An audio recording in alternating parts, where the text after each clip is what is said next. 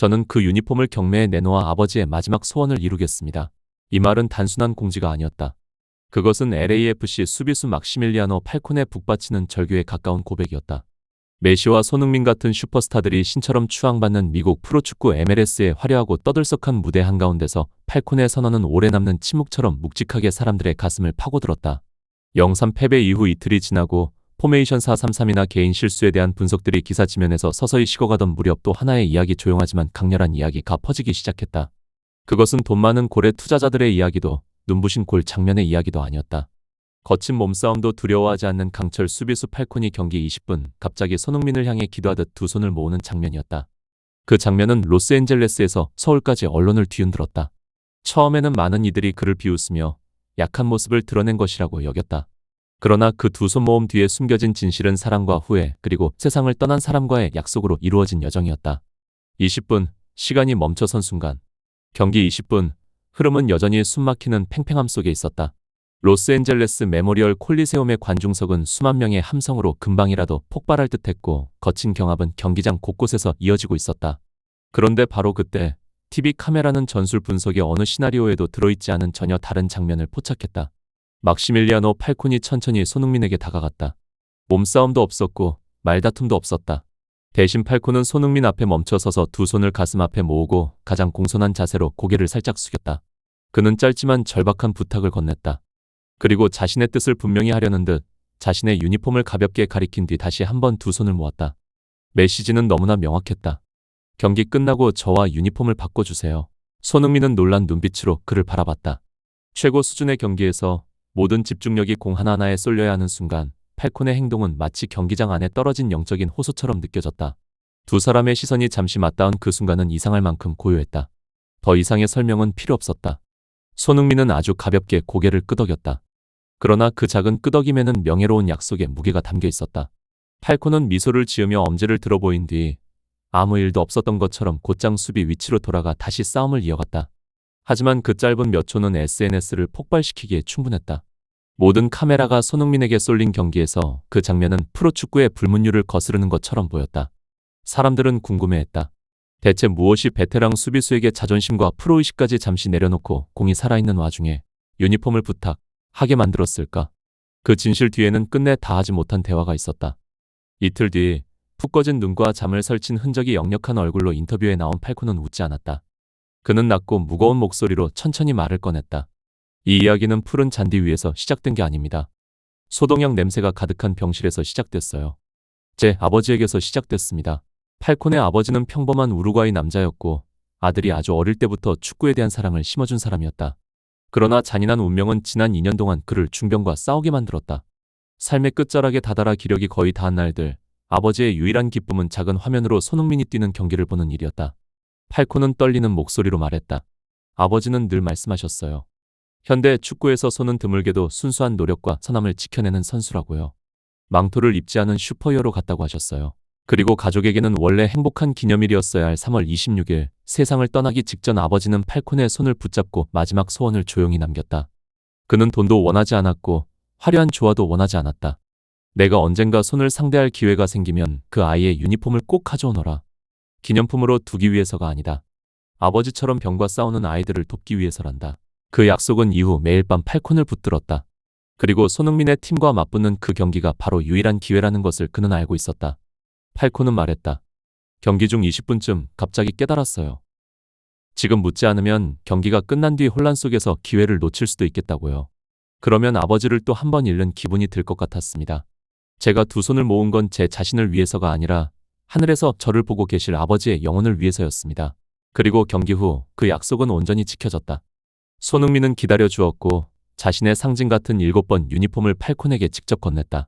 그날 밤 팔콘은 그 유니폼을 끌어안고 울었다. 마치 아버지가 바로 곁에 있는 것 같았다고 했다. 많은 사람들은 그가 그 유니폼을 액자에 넣어 거실 가장 잘 보이는 곳에 걸어둘 것이라고 생각했다. 그러나 팔콘은 모두를 놀라게 하는 결정을 내렸다.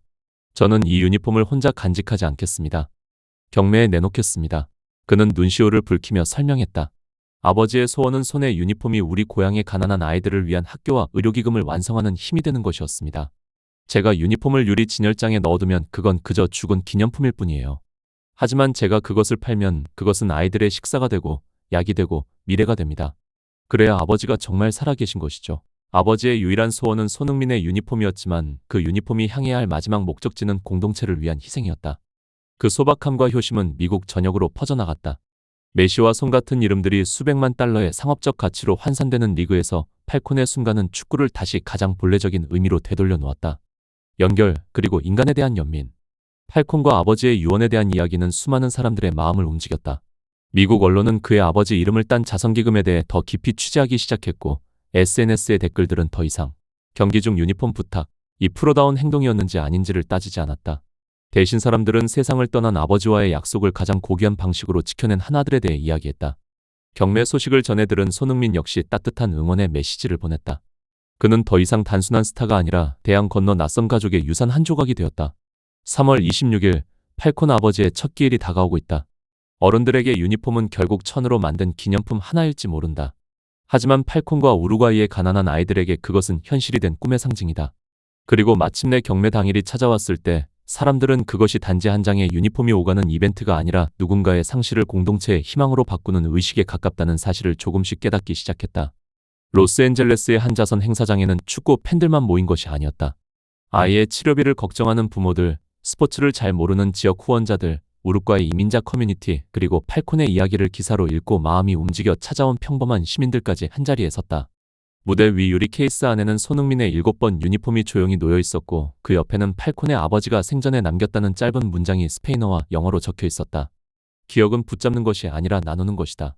행사 시작 전 팔콘은 한동안 말없이 케이스 앞에 서 있었다.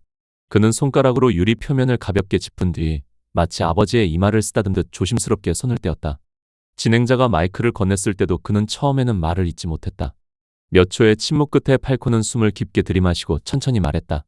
저는 수비수라서 늘 공을 걷어내는 법, 버티는 법, 넘어져도 다시 일어나는 법을 배워왔습니다. 그런데 아버지를 떠나보낸 뒤에는 어떤 공도 걷어낼 수 없었습니다. 슬픔은 경기처럼 종료 휘슬이 울리지 않더군요. 그래서 오늘 저는 이 유니폼을 보내주려 합니다. 제 손에서 떠나게 하는 것이 아니라 더 많은 사람들의 삶 속으로 들어가게 하려고 합니다. 그 말이 끝나자 장내는 박수보다 먼저 조용한 울음소리로 흔들렸다. 누군가는 고개를 숙였고 누군가는 두 손으로 입을 막았다. 그 순간 스크린에는 손흥민이 보내온 영상 메시지가 재생되었다. 그는 차분한 표정으로 팔콘과 그의 아버지의 이야기를 듣고 저도 많이 배웠습니다. 축구선수로서 유니폼은 경기의 흔적이지만 오늘 이 유니폼은 누군가의 내일이 될 수 있습니다.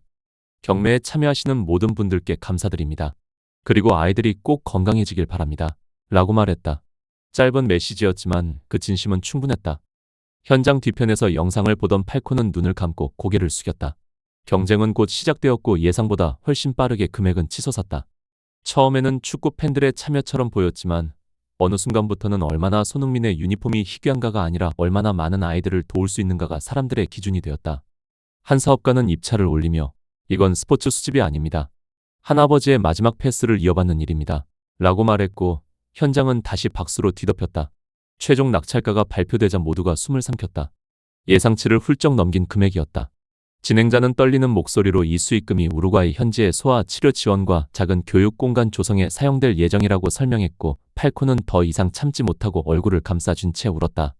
그런데 진짜 감동은 그 다음에 이어졌다. 낙찰자가 무대에 올라와 서류에 서명한 뒤 그는 유니폼을 자신이 가져가지 않겠다고 말했다. 대신 1년 동안 순회 전시 형식으로 로스앤젤레스, 마이애미, 몬테비데오에서 공개해 더 많은 기부를 모은 뒤 마지막에는 팔콘 가족과 재단이 보관하도록 하겠다고 제안했다. 사람들은 일제히 자리에서 일어나 기립박수를 보냈다. 팔콘은 믿을 수 없다는 표정으로 낙찰자를 끌어안았고 그 장면은 또 한 번 언론의 헤드라인이 되었다. 며칠 뒤 우루과이에서는 작은 변화들이 실제로 시작됐다. 낡은 건물 한쪽이 아이들을 위한 진료 공간으로 정리되었고 자원봉사 의사들이 정기 방문 일정을 논의했다. 지역 학교 교사들은 방과 후 프로그램을 위한 책상과 교구를 요청했고 팔콘의 재단은 경매 수익 일부를 첫 집행금으로 배정했다. 팔콘은 시즌 일정 사이의 짧은 휴식일에 직접 화상 연결로 아이들과 인사를 나눴다. 화면 속 아이들이 서툰 영어와 스페인어로 그라시아스, 땡큐, 그리고 어떤 아이는 발음이 꼬인 채 손이라고 외치자 팔콘은 웃다가 또 울었다. 그는 그날 인터뷰에서 이렇게 말했다. 예전엔 저는 수비를 잘하면 팀을 구한다고 생각했습니다. 이제는 알게 됐어요. 누군가의 기억을 지켜내는 것도 누군가의 내일을 막아주는 것도 같은 수비라는 걸요. 그 말은 다시 수많은 팬들에게 공유되었고 사람들은 팔콘을 더 이상 경기 중 유니폼을 부탁한 선수로 기억하지 않았다. 그는 슬픔을 숨기지 않음으로써 더 강해진 사람, 상실을 선의로 번역한 사람으로 남기 시작했다. 그리고 3월 26일 아버지의 첫 기일에 팔콘은 조용히 우루과이의 작은 묘지를 찾았다. 화려한 꽃다발 대신 그는 아이들이 그린 그림 몇 장을 가져갔다. 한 장에는 서툰 크레파스로 그려진 축구장과 노란 유니폼의 선수가 있었고 다른 한 장에는 커다란 하트와 함께 Gracias Abuelo 라고 적혀 있었다.